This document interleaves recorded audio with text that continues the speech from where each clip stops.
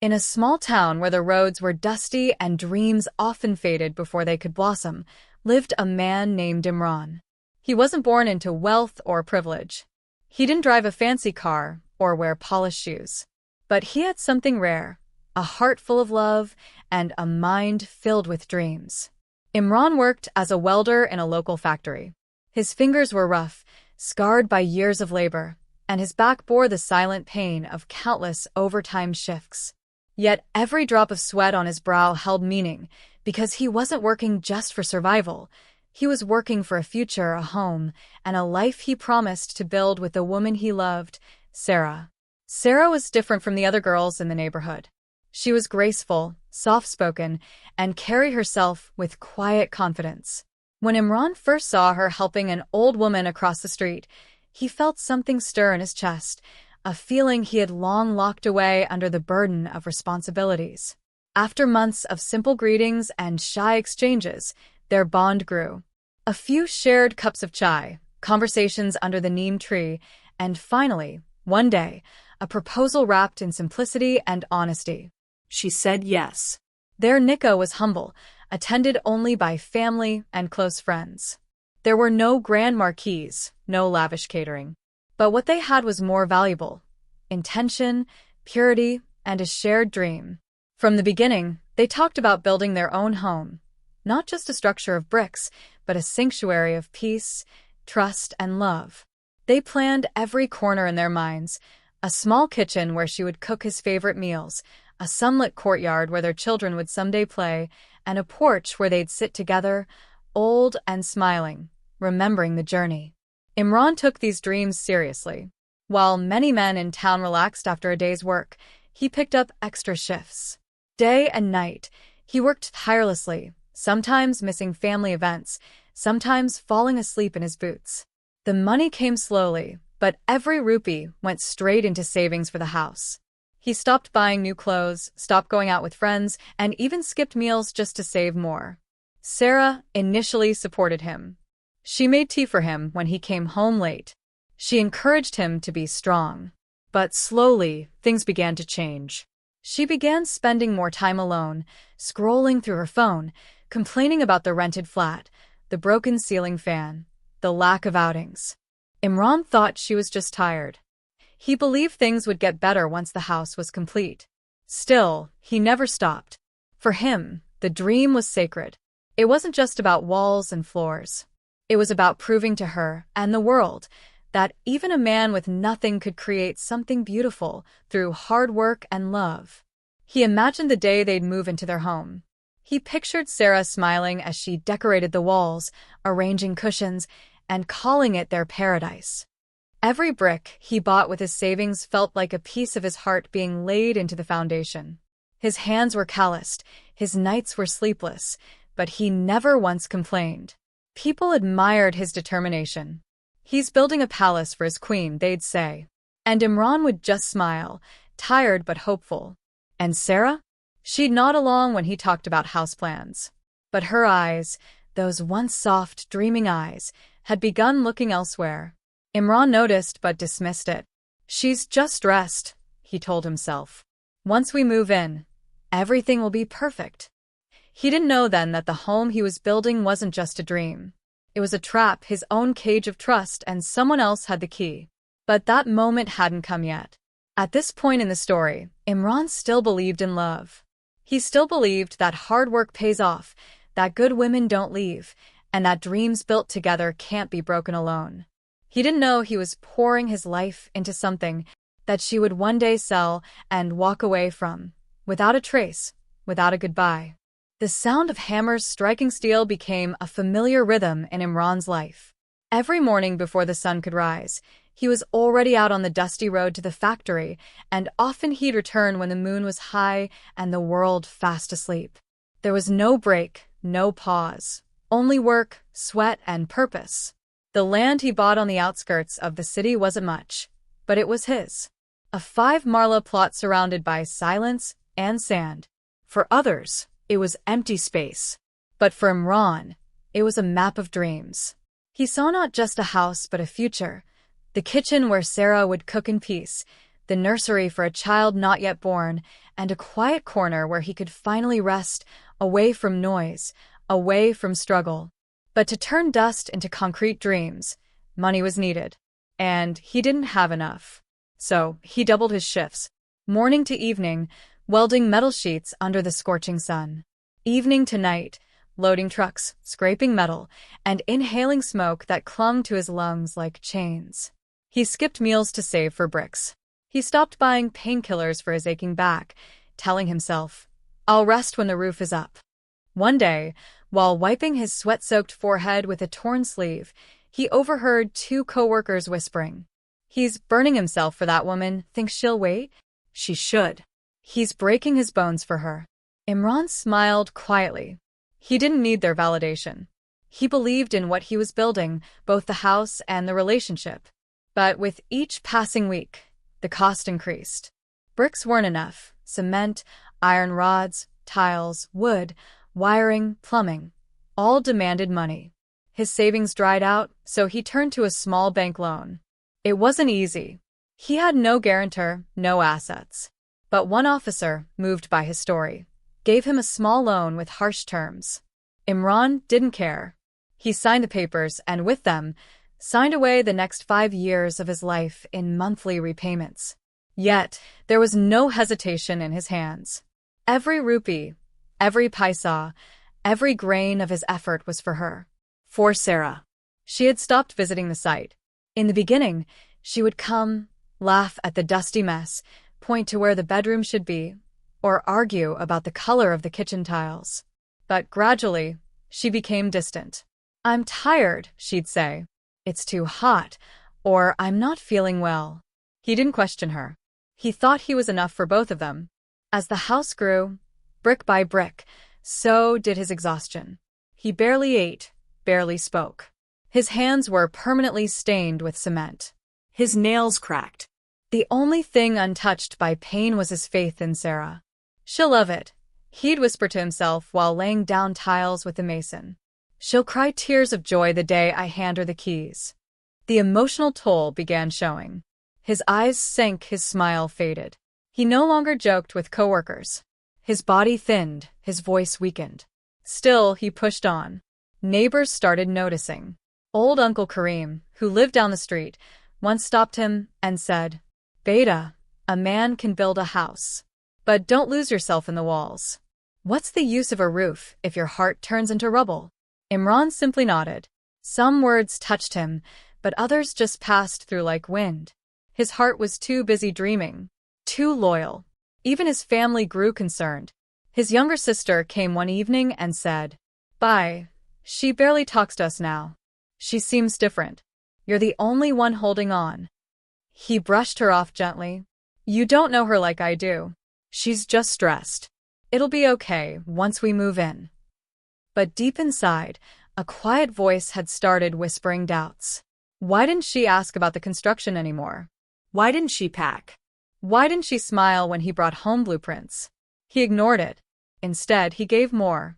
He started taking side jobs, fixing fans, doing welding at weddings, even cleaning gutters, anything to save a few more rupees. Sometimes he didn't sleep for 2 days straight. His body ached like an old tree, but he kept watering the roots of a dream only he seemed to believe in. The house finally stood, unpainted, incomplete, but upright. The walls were raw, but they stood like a testimony to his devotion. Windows were still missing, plumbing unfinished, but he stood in the center of the living room, wiped his eyes, and whispered, "It's not perfect, but it's ours." He imagined Sarah standing at the entrance, her eyes wide with joy. He imagined her hugging him, thanking him for giving her the life she dreamed of. But that day never came. She didn't come. Days turned into weeks. When he called, she didn't pick up. When he visited the flat, she was either not home or refused to open the door. Then, one evening, when he returned from the site with a small bag of bathroom fixtures, something was off. The house door, which he had locked, was already ajar. He stepped inside to find the site empty, some tools missing, and papers scattered on the ground. In confusion, he looked around, and then his heart dropped. A folded document sat on the half-made counter. It was a sale deed. The house had been sold. His name had been forged. And the signature was hers. Sarah had sold it, secretly, completely, and without a word. And she was gone. Love has a strange way of blinding the heart. Sometimes, even when the truth dances in front of your eyes, your soul refuses to see it because accepting it would hurt too much. Imran was caught in that exact storm. The signs were there, but his love was louder than his suspicion.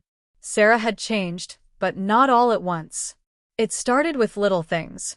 A delay in returning his calls, forgotten meals, short replies.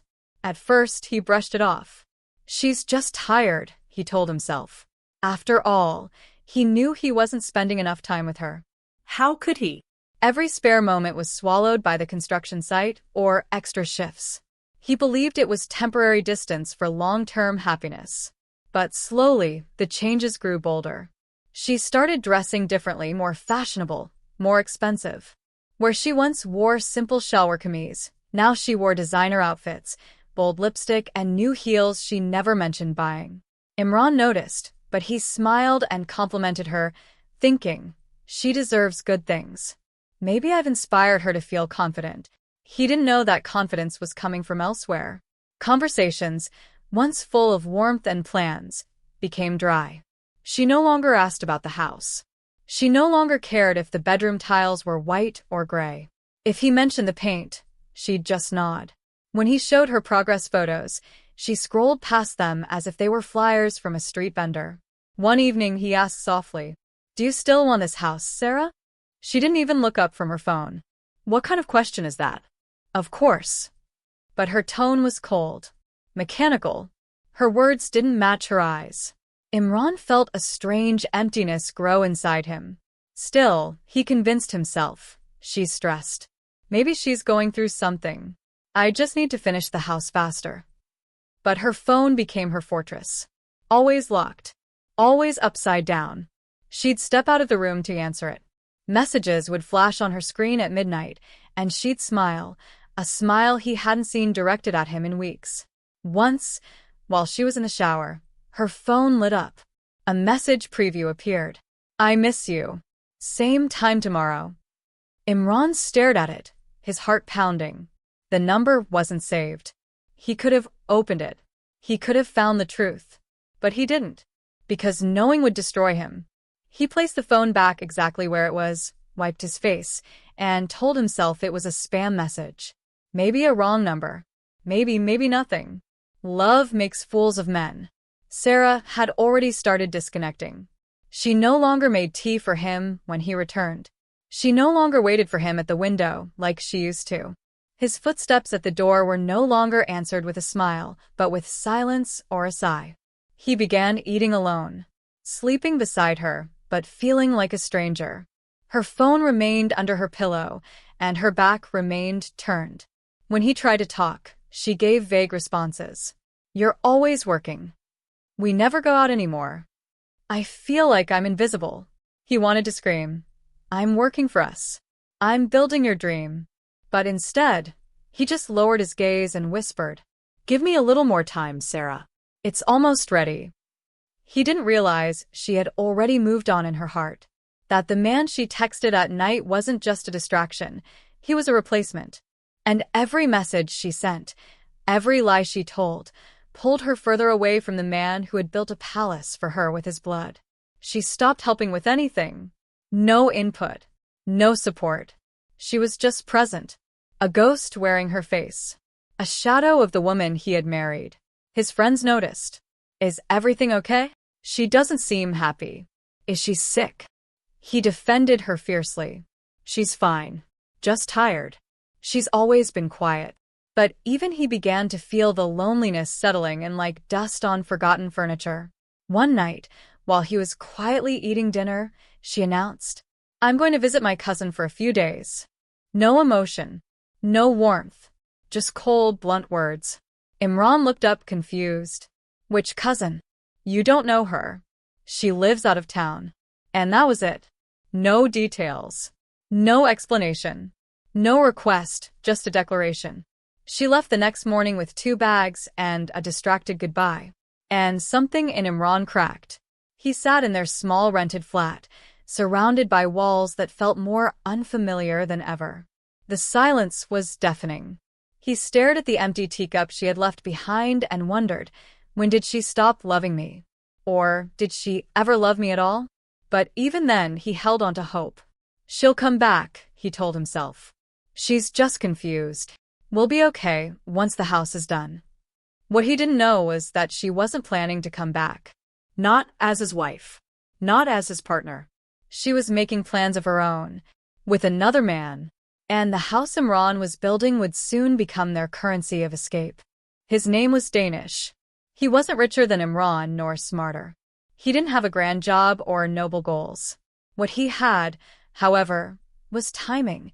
He appeared when Sarah's heart had already begun to rot from within. When Imran's love had become invisible in the dust of cement and deadlines, Danish's words appeared like perfume in a suffocating room. He worked at a private firm, nothing fancy, but enough to carry confidence in his steps and wear cologne that lingered after every conversation. Sarah met him at a cousin's mehndi. He wasn't even invited, he had come with someone else. Their eyes met briefly, but he noticed the hunger in hers. It wasn't hunger for love. It was hunger for attention. Where Imran had begun speaking in construction terms, plumbing, wiring, water tanks, Danish spoke of cafes, holidays, city lights, and what-ifs. He looked at her like she mattered, while Imran, in her eyes, had started looking through her, as if she were already part of the background of a house not yet built. It started with an Instagram follow, then a like, then a message. You looked lost that night. Beautiful, but lost. Sarah replied, Maybe I am. And so it began. What started as harmless conversations slowly transformed into secrets. She'd wait for his messages. She started smiling again, but not for her husband. She would stare into her phone for hours, laughing at jokes that Imran never heard. If Imran asked, What's so funny? She'd reply flatly, Just something on Facebook. Danish knew she was married, but he also knew she was lonely, and he fed that loneliness like fire needs oxygen. He listened when she complained. He told her she deserved more. He told her she was wasting her life on a man too busy laying bricks to notice her fading glow. And the worst part? She started to believe it. Sarah began rewriting her own story. In her mind, she became the victim, ignored, unloved, unappreciated. She forgot Imran's late nights in the cold. She ignored the cuts on his hands, the loan he took for her future, the chai left untouched while he stood in lines at the bank for construction payments. In her version of the story, Imran had abandoned her emotionally. And Danish? He was her escape, her reward, her second chance. Their meetings were carefully planned. She told Imran she was visiting her cousin. Sometimes she claimed she was attending Quran class. But in reality, she was sipping coffee at rooftop cafes with Danish, wearing the same smile she once saved for her husband. Danish wasn't interested in marriage. He didn't promise her a future. But he offered something more tempting, freedom. You deserve to be happy, Sarah. Why suffer for a house you didn't even ask for? And she agreed. He's building a house, but not a home. She began taking pictures of the house site secretly. Not to show pride or progress, but to plan. To estimate its worth. To imagine it without Imran in the picture. She visited a local property agent, posing as a curious buyer. Slowly, piece by piece, she gathered the information she needed to execute what would soon become betrayal in its rawest form. Meanwhile, Imran kept trusting. The signs were screaming, but he remained deaf in the echo chamber of his own love. She was always online but never messaged him. She dressed up for errands, but wore plain clothes for him. She stopped praying with him. Stopped eating with him. Even on his birthday, she had a migraine. One night, he returned home early. His shift had ended before expected. He wanted to surprise her with a small cake. He walked in quietly and heard her voice laughing. Not her usual soft laugh, but the loud, free kind he hadn't heard in months. He peeked into the room. She was on a video call, sitting in the glow of fairy lights she had never turned on for him. Her hair was open, her smile wide. The voice on the phone said, "You look stunning today." She giggled. Say that again. Imran didn't enter. He didn't confront her. He just stepped back into the hallway, walked out, and sat on the stairs, holding the cake like a stranger holding someone else's gift. But still, he said nothing. Why? Because he didn't want to believe. If he spoke, it would become real. If he asked, she might confess. And if she confessed, the house, the dreams, the nights spent under metal roofs, all of it would collapse. So he stayed silent. He told himself it was a misunderstanding. He convinced himself. Maybe it was her cousin. Maybe she was just being friendly. Maybe I'm overthinking. But deep down, his soul had already begun mourning. In those days, he became quieter. He no longer brought her flowers on the way home. He didn't talk about the house anymore. Yet he continued building, physically because emotionally, it was all he had left. He was constructing something solid to cover what was breaking inside him. What he didn't know was that behind his back, papers were being signed. Property documents forged. Ownership transferred with the help of a crooked clerk. Danish stood in the shadows, not lifting a finger, yet watching everything unfold perfectly. Sarah had chosen her path. And Imran? He was still hoping the woman he married would come back to him. He didn't realize that while he laid bricks with love, someone else was paving the road to his ruin.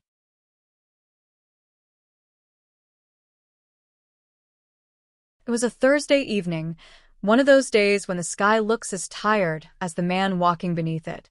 Imran had just completed another exhausting shift and stopped by a small hardware shop to buy fittings for the bathroom of the house. The laborers were almost done. The plaster was dry, the windows had been installed, and the paint would begin next week. Just a few more steps, and the house would be ready. Ready for her. Or so he believed. As he walked towards the house with a bag of fixtures in one hand and dreams in the other, he noticed something strange.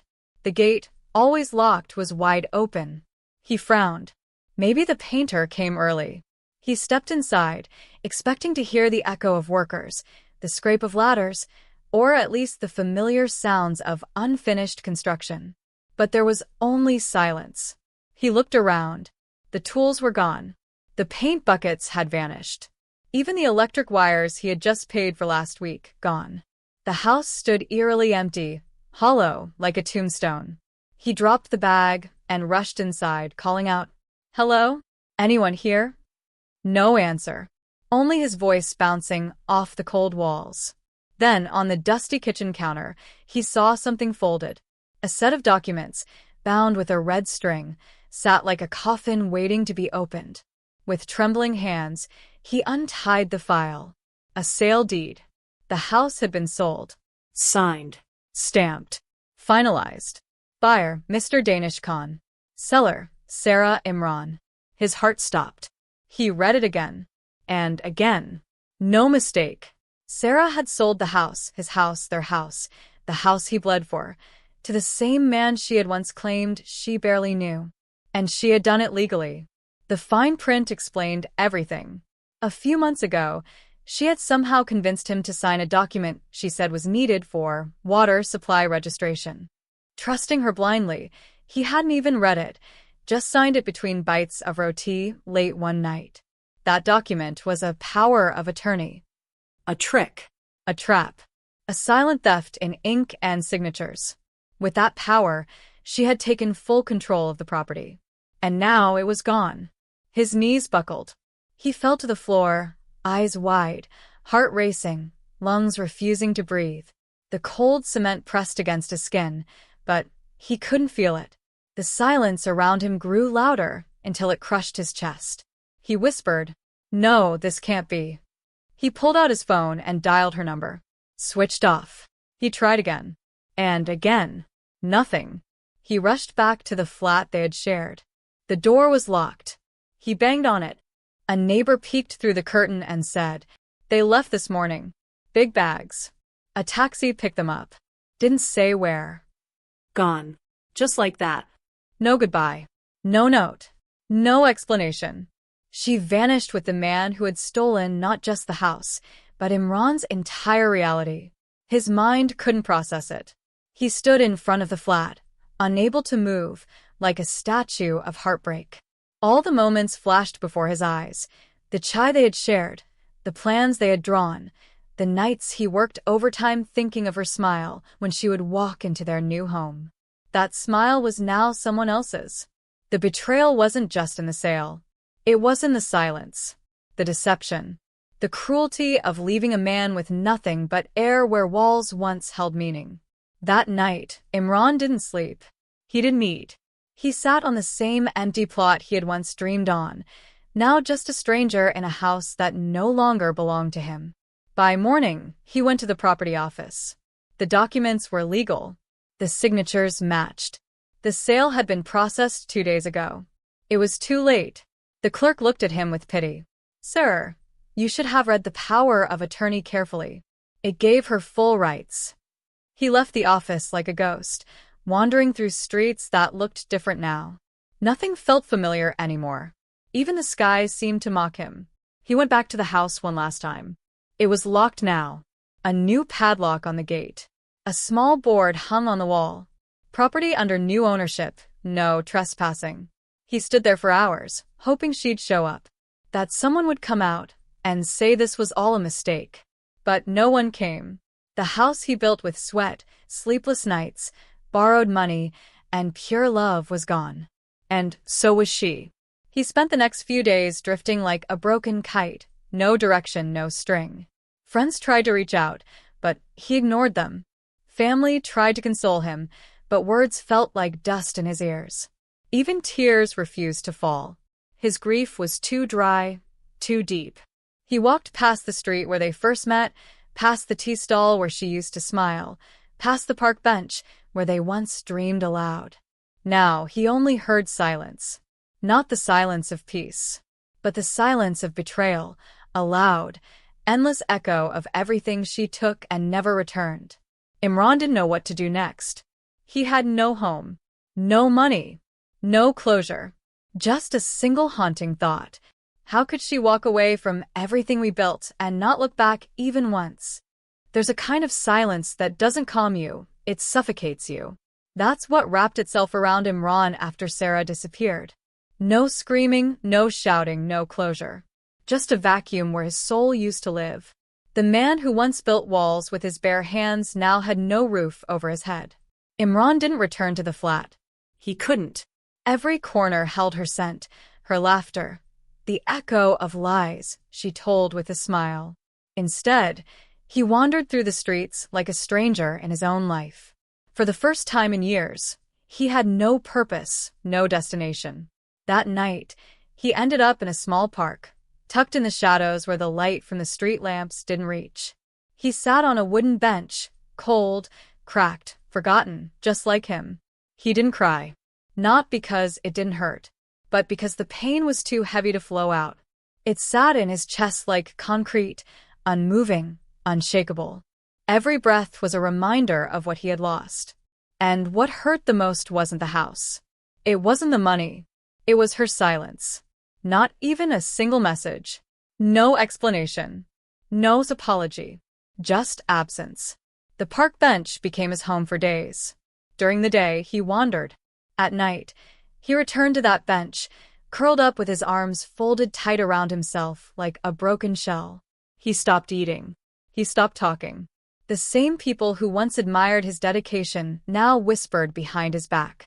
"He's the one whose wife ran off, isn't he? Poor guy must have done something wrong." Or maybe she got tired of waiting. Sympathy came with conditions. Those who pitied him still asked questions with sharp edges. Some offered food but followed it with backhanded remarks. Others simply crossed the street to avoid him. His family tried to intervene. His sister cried when she found him outside the mosque one morning, his beard untrimmed, his clothes crumpled, his eyes vacant. "Bye. Please come home. We'll figure this out together."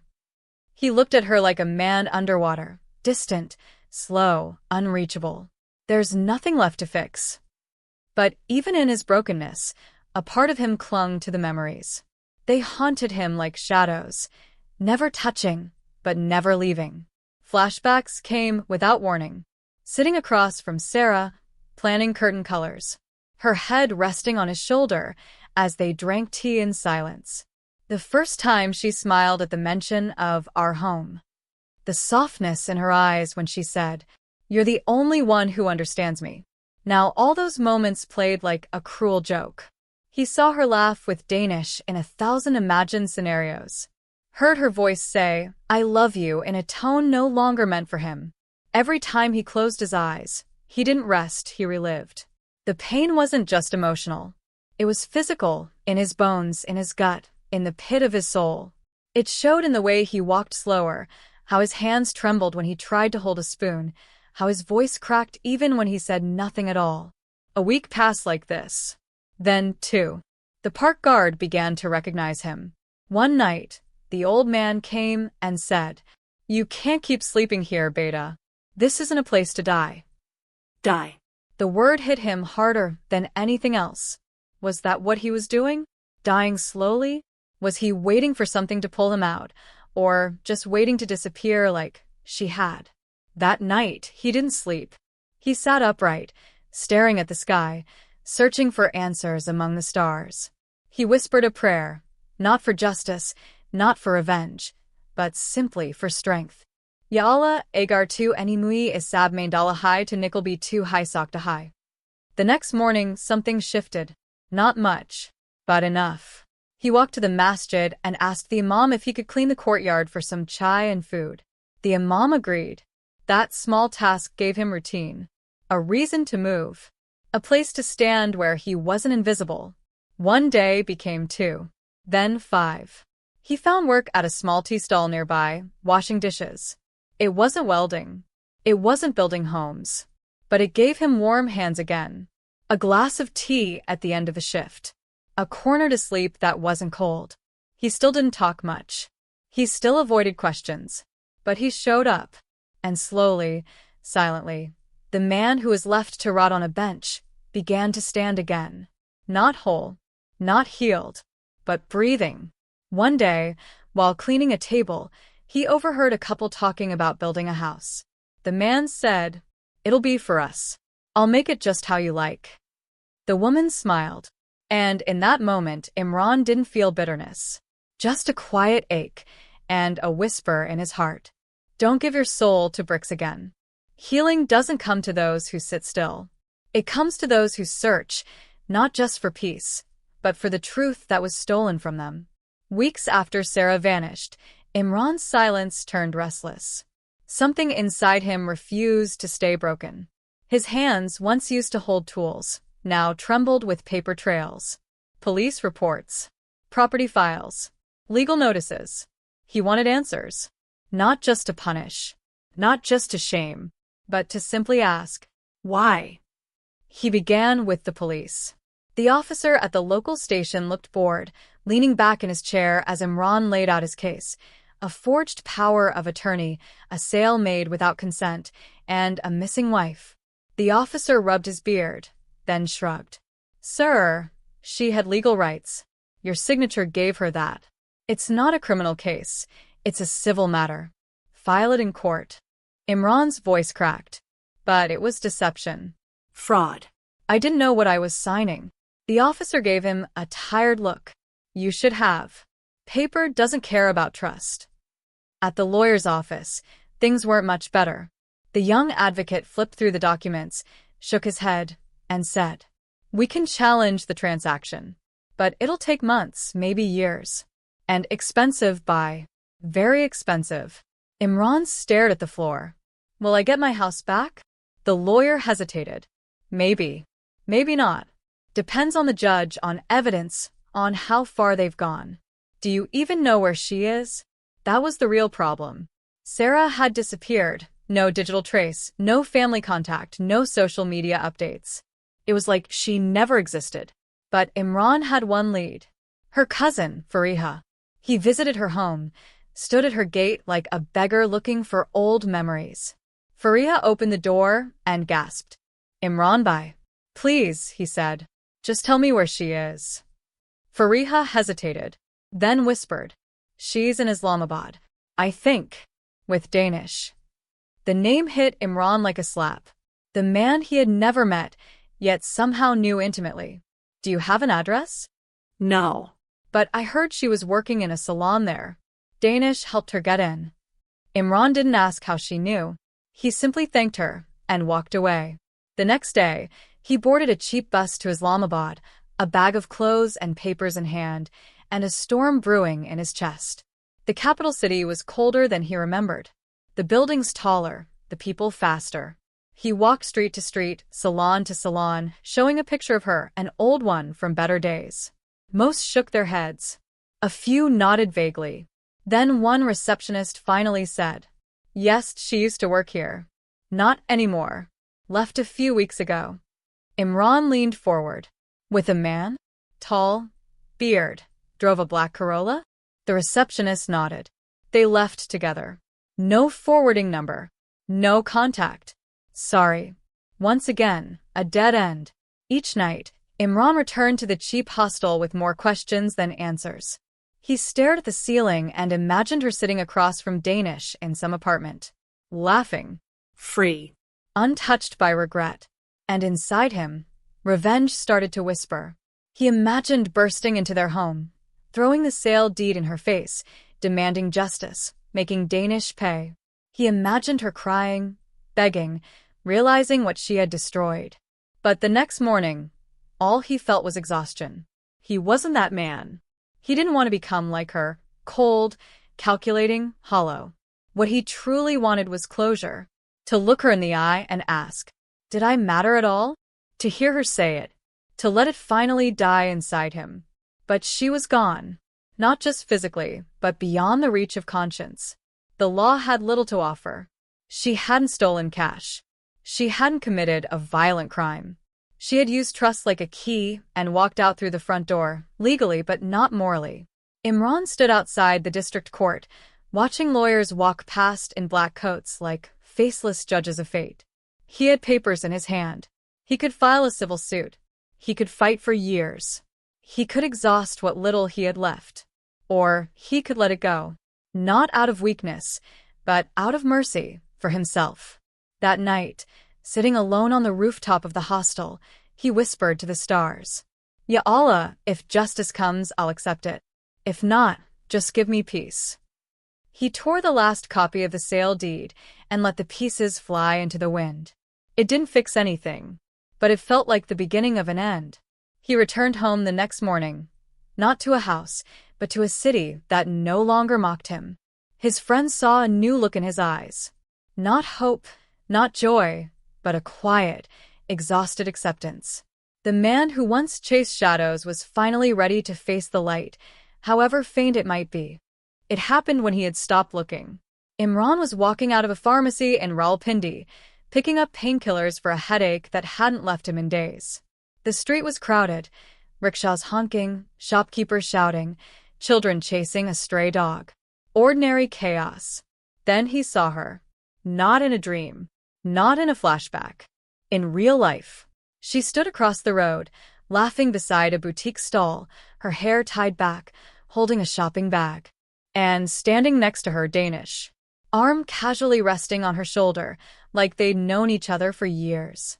For a second, Imran froze. His brain refused to register it. His legs refused to move.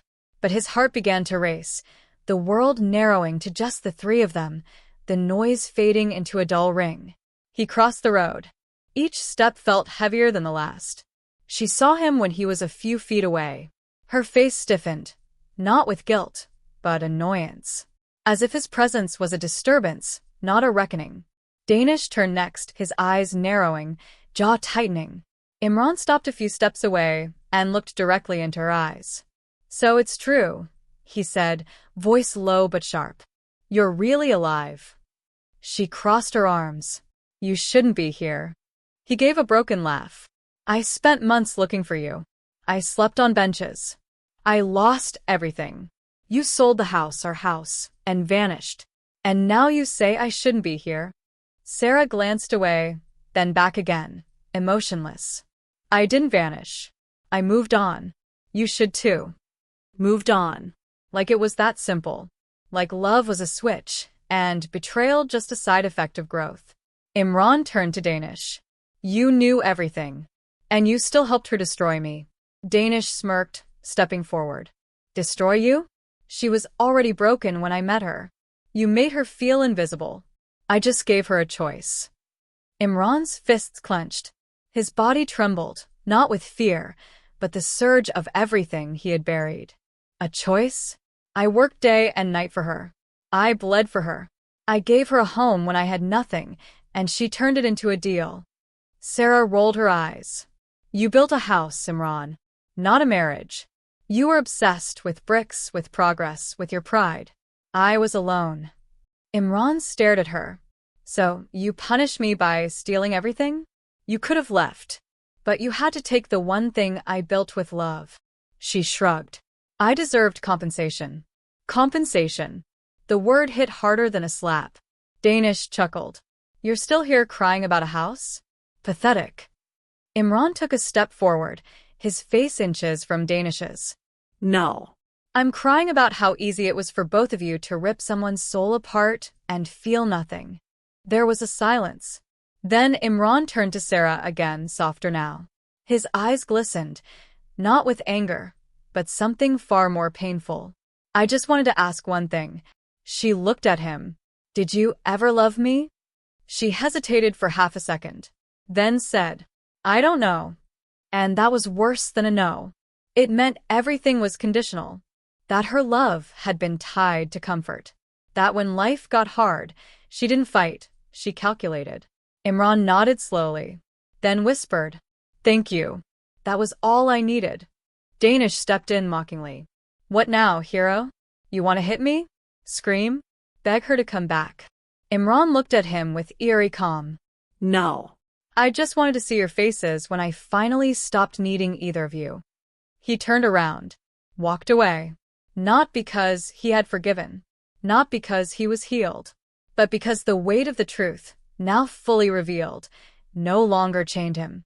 He had come seeking answers. He got them.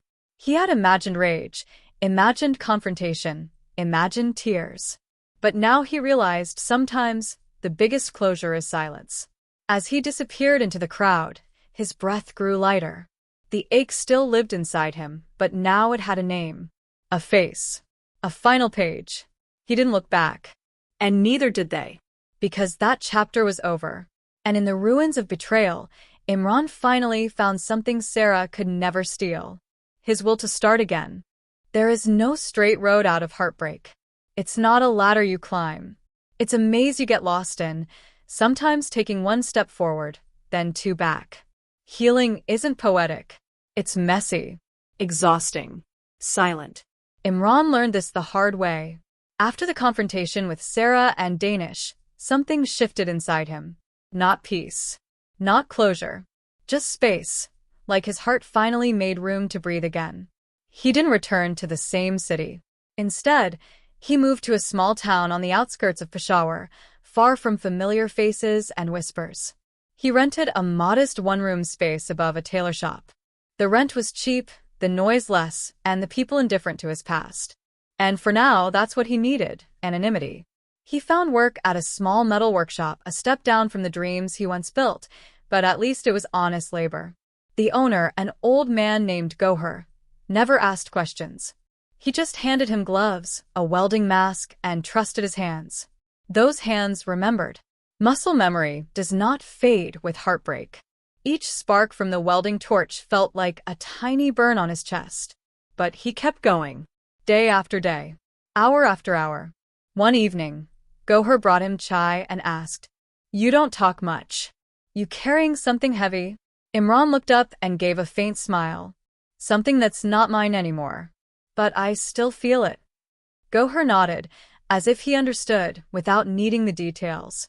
Keep working. Hands heal faster than hearts. Despite the rhythm of routine, the nights were still long. There were dreams of the house, of her, of a life that never returned. He'd wake up sweating, angry at his own brain for holding on to what was already gone. But slowly, he learned small techniques to calm himself. Breathing exercises, journaling at night, taking short walks without his phone, letting silence speak, instead of trying to fill it. He never went to a therapist. Not because he didn't want to, but because the town didn't have one. So he became his own healer. He read articles online, watched videos about trauma, and listened to lectures from people who had lost more than he had. One video stayed with him. Forgiveness isn't for them. It's for you. So you can stop dragging their poison around in your veins. He replayed it 3 times. And eventually, he stopped imagining Sarah's face every time he hammered a nail. Stopped writing revenge letters he never sent. Stopped rehearsing words he would never speak again. He didn't forgive her because she deserved it. He forgave because he deserved peace. A few weeks into his new life, he met Zoya. She ran a nearby chai cafe, a woman in her mid-30s who had built her business after her own divorce. She was kind, straightforward, and never pried. One day, while handing him a chai cup, she casually asked, "What happened to your smile?" He replied without thinking, "I gave it to someone who threw it away." She didn't laugh or console. She just said, "Then take it back. It's still yours." They spoke often after that, short, cautious conversations. She never asked for details, and he never gave them. But there was a strange comfort in her presence. Not romantic. Not yet. Just human. But Imran wasn't ready for anything more. Not because of her. But because trust, once shattered, doesn't grow back easily. He flinched when someone called his name too kindly. He overthought when people smiled too much. He kept his wallet close, his phone closer, and his heart locked. But Zoya never pushed. And that, strangely, made him trust her more. One evening, as he closed his workshop, he found a small notebook on his doorstep. It was a gift from Goher. Inside the front page was a quote, handwritten in Urdu. Zakm surf dike nahi didi, kuch andarbi ritehain. Unko barn katarika, kud ko dosra maukadina hai. Wounds aren't always visible. Some live inside. To heal them, you must give yourself a second chance. That night, Imran cried for the first time in months. Not out of pain, but out of release. Healing, he realized, doesn't arrive like a sunrise. It arrives like the slow retreat of darkness, inch by inch, day by day. Some mornings he woke up with a heavy heart. Some nights, he smiled without guilt. Some days, he missed her. Others, he couldn't even remember her voice. But that was okay, because healing is not linear. And for the first time in a long time, Imran wasn't trying to race ahead or forget the past. He was simply moving forward. It took 3 years. 3 years of silence, of slow mornings, of sunrises that didn't hurt as much anymore. 3 years of unlearning the definition of love, of letting go of questions that never got answers, and of learning how to hold a hammer again. Not for her, not for them, but for himself. Imran was 36 when he broke ground on his new home. There were no romantic blueprints this time. No shared Pinterest boards, no daydreams about curtain colors or nameplates that read Mr. and Mrs. It was just him. A modest 2-room house on a quiet piece of land just outside the town where he had rebuilt his life. No grandeur. No fancy tiles. But every brick was his. Every nail. Every inch of wood. Every drop of sweat his own. And this time no one could take it away. He built it slowly. On weekends. After shifts. With his own money, no loans. No rush. No fear. And, perhaps most importantly, no illusions. The foundation was not just made of cement. It was made of every lesson he'd paid for in heartbreak. While the house rose, so did something else inside him, a purpose. One day, he overheard a young man crying quietly outside the mosque.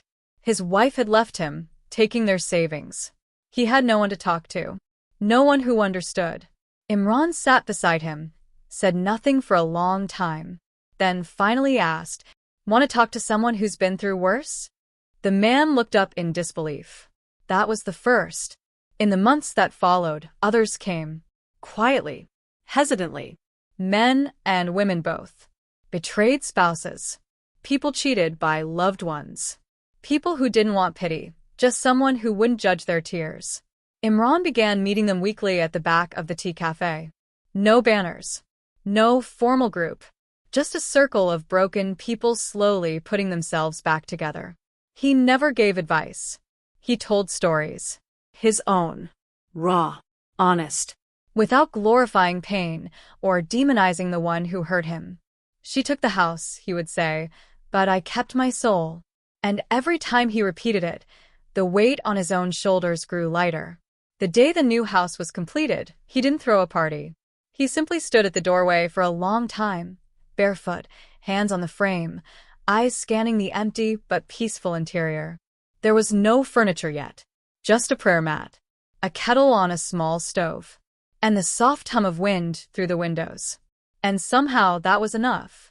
He sat down on the floor, leaned back against the wall, and smiled. Not because he had everything he once dreamed of, but because he no longer needed it. A few weeks later, he received a letter. From her. No return address. Just a short note, folded into 4 lines. I heard you built a new house. I hope you're happy now. I don't regret my choice, but I do wonder if you ever think of me. Sarah. He read it once, then again, then burned it over the stove flame. No anger, no tears. Just the quiet dignity of a man who no longer needed to answer questions meant to disturb his peace. Sometimes he walked around his new home at dusk, barefoot on the cool floor, tea in hand, listening to the sound of his own footsteps. He used to fear silence. Now he wore it like armor. He planted 2 trees outside his house, not to symbolize anyone, not for memories, just for shade. For birds. For life. People asked him if he would ever remarry.